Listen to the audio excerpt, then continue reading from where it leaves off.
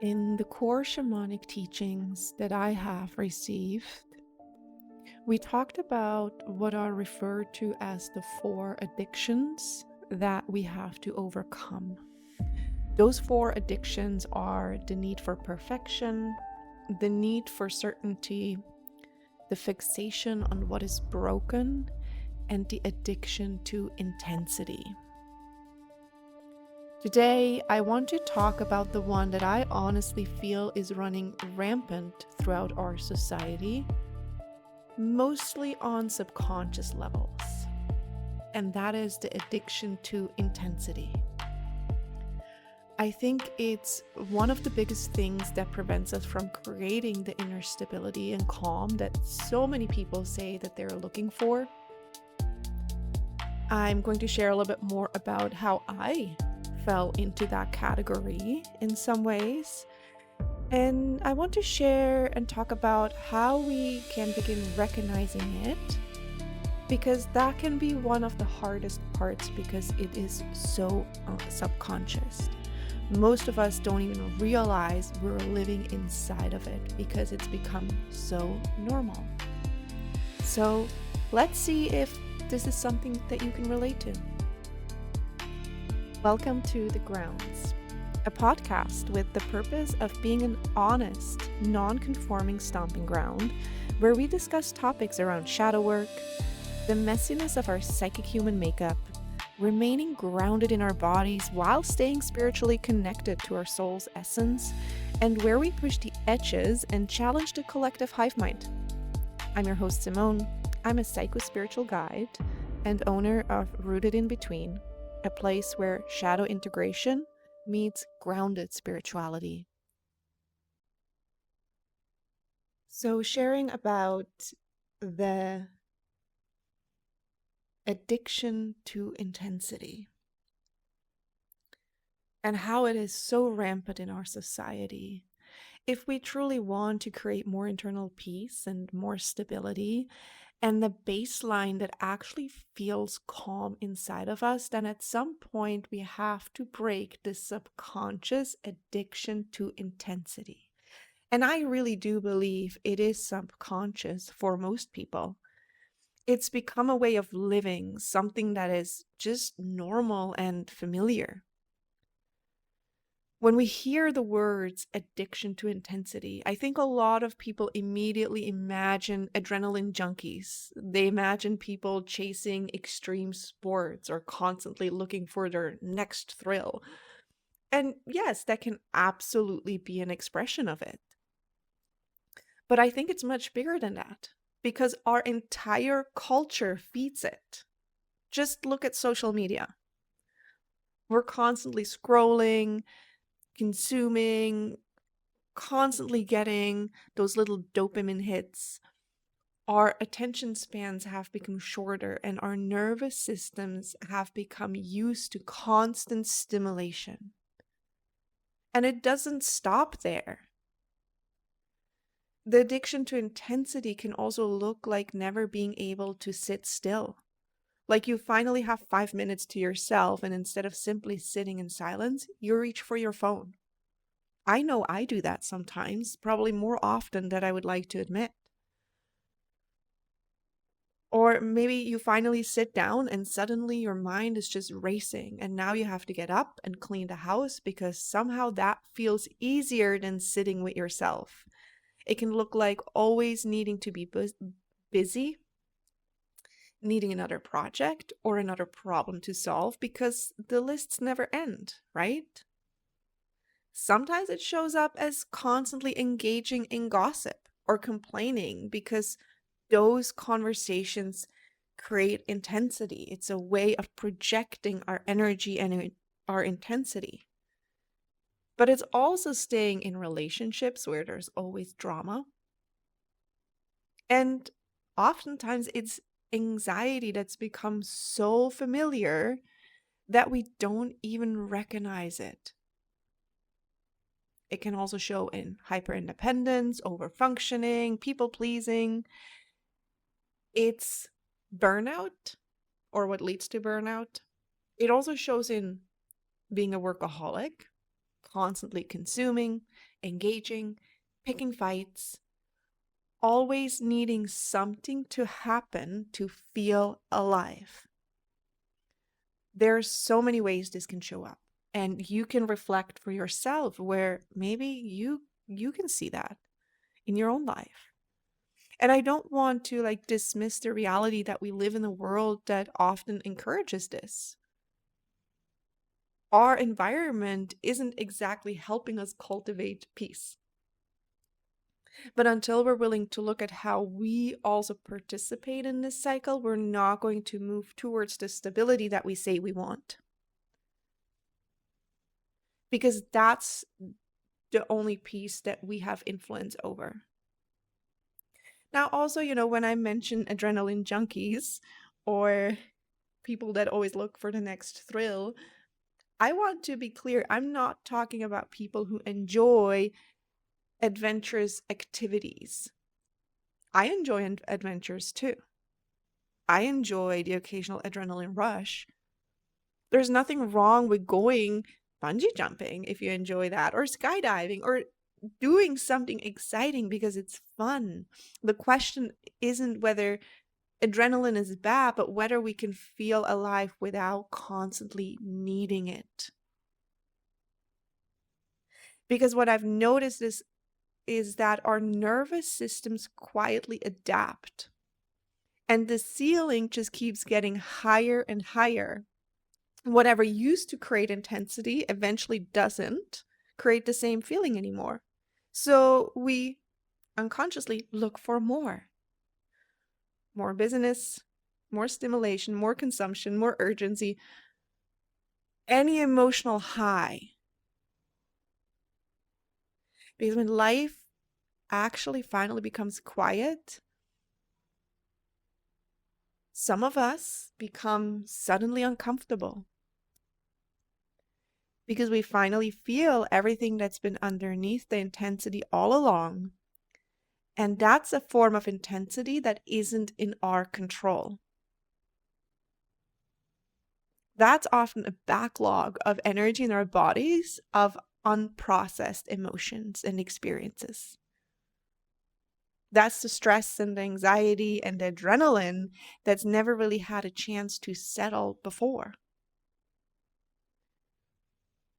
And instead of staying with that discomfort long enough to process it, we distract ourselves. We create more intensity, but one that overwrites the internal one already present. Hence why the ceiling always gets higher.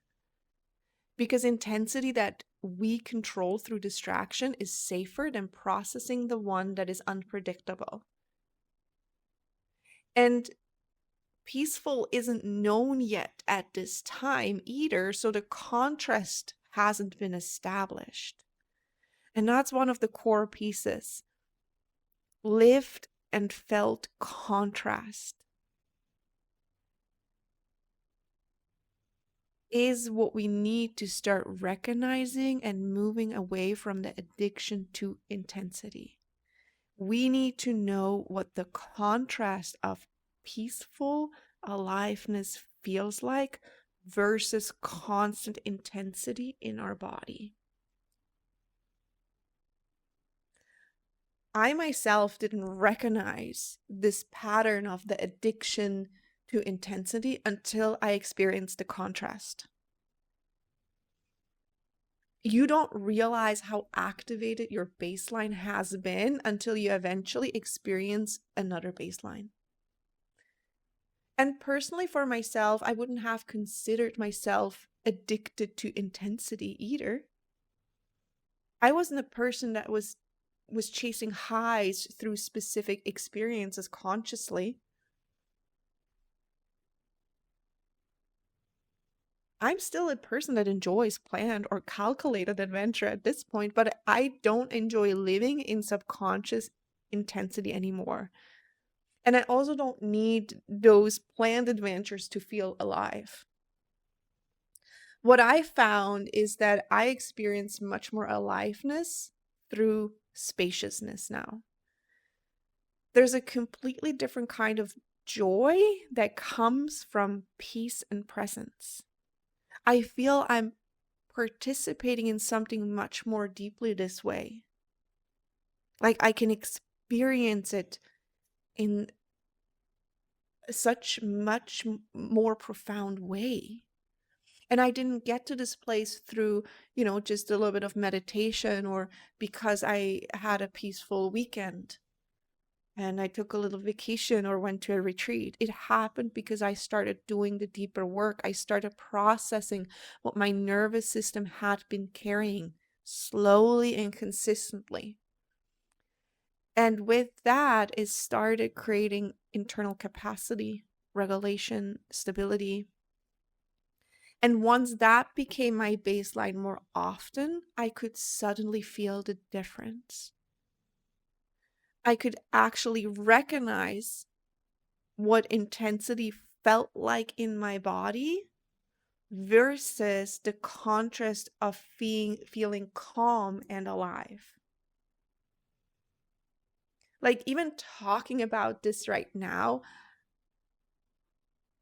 I remember exactly what that feeling was like. Like I can feel it in my chest when I talk about this or when I'm involved in this type of intensity that I'm bringing up here.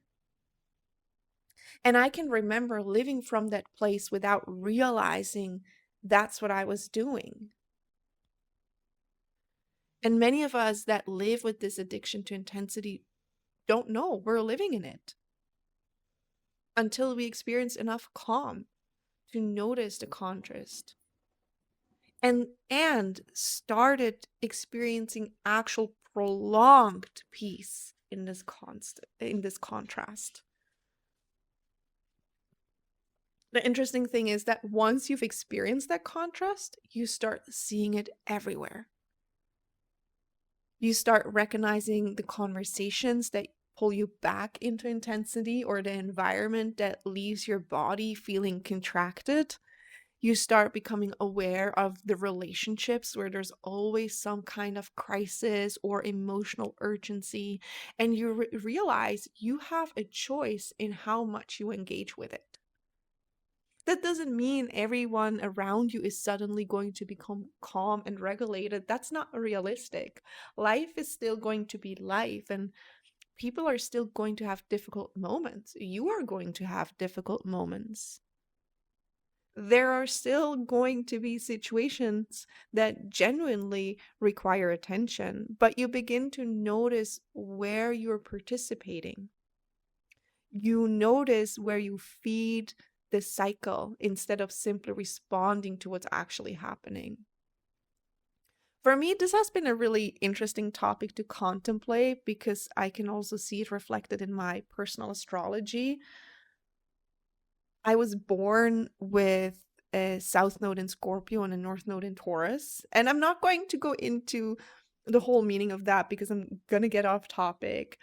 That's not what this episode is about. But one of the themes of this South Node, North Node combination is moving from natural intensity that somebody with a lot of Scorpio placements can experience as part of who they are, like the themes of intensity or crisis and survival, into more of a Taurus placement, so more grounded, stable, peaceful way of living. So if you look at it symbolically, it is about living from survival, addiction to intensity, and learning how to live in safety. So for me, that's really resonated, and I feel it just has it's such a lived experience for me where I really can see the contrast as I'm talking about, and also why it's become so apparent to me looking outside of me.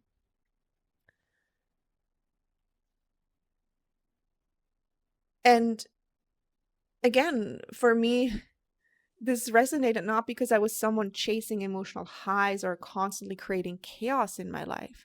That wasn't actually my experience. It's just I can absolutely see how my nervous system carried intensity from very early on.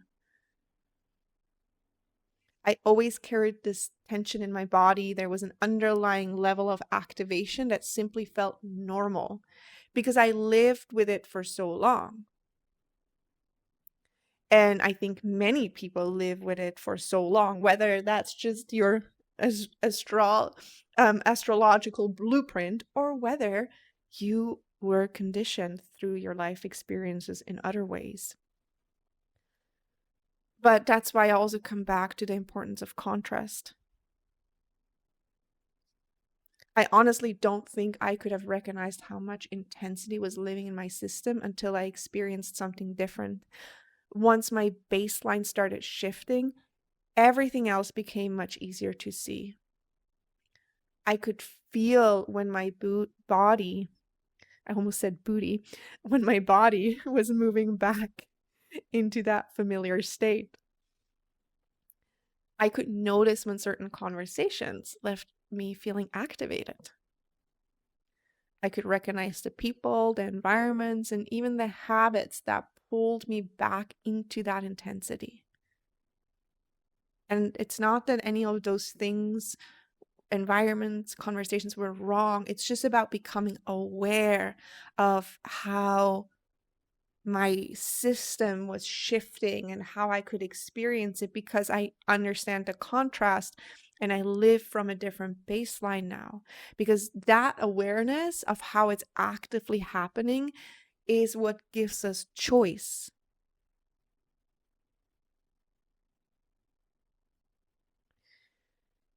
Once you experience more spaciousness, you begin to realize that peace isn't boring.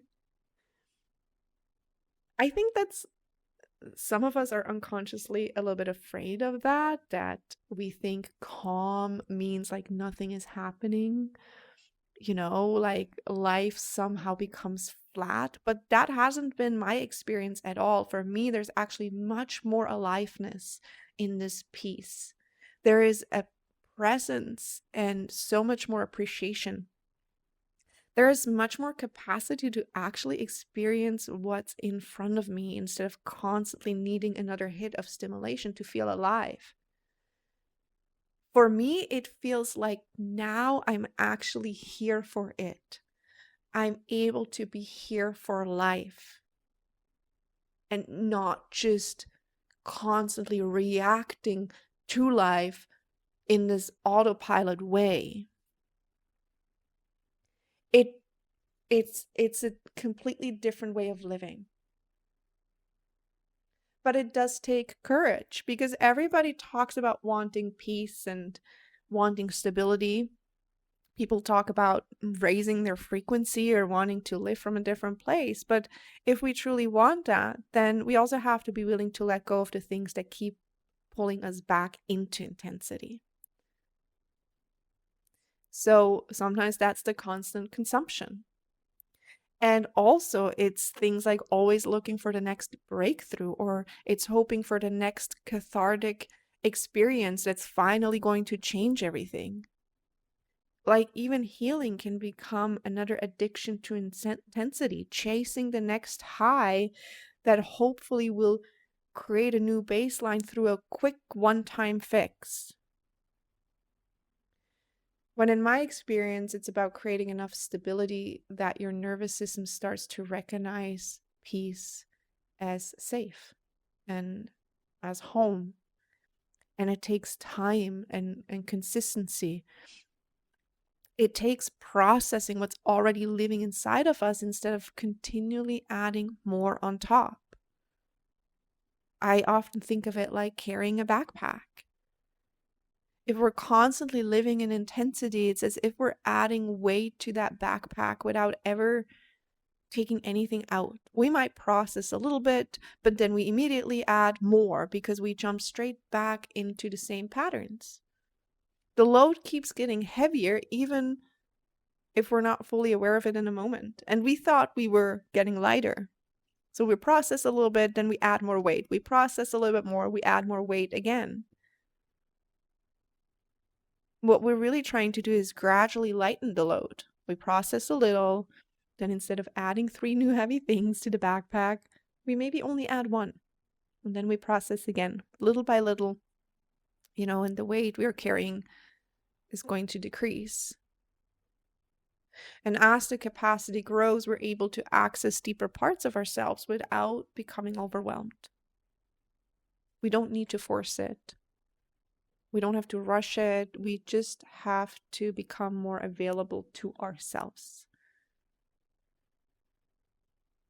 And the beautiful thing is that once you genuinely experience living from a calmer baseline, you become much more committed to protecting it. Because you know what it feels like and you know the difference. You still get pulled back into intensity sometimes. I mean, I certainly do. Life is still stressful at times. And life can be completely activating, but that's part of it. But now the difference is you recognize it sooner. And you recognize when you're feeding the cycle.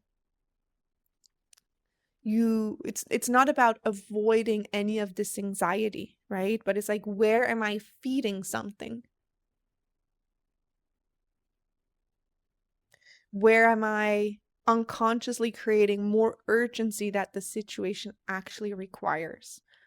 What is mine to engage with and what is not mine to engage with?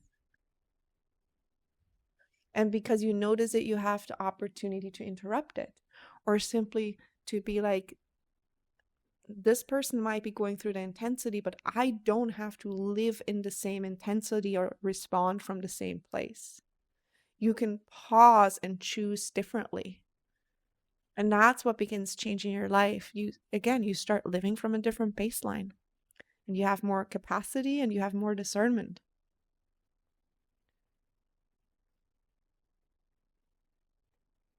So it's not about avoiding intensity. Life is life. But it's about no longer unconsciously recreating it. And to return to that part of yourself that already knows what spaciousness feels like. To return to that steadiness underneath of all the activation.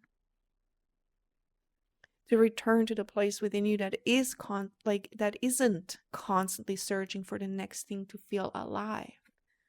Because the addiction to intensity is again looking for something on the outside, when in reality it already exists within you in a much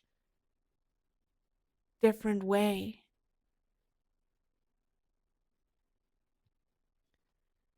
But the good news is we can uncover it.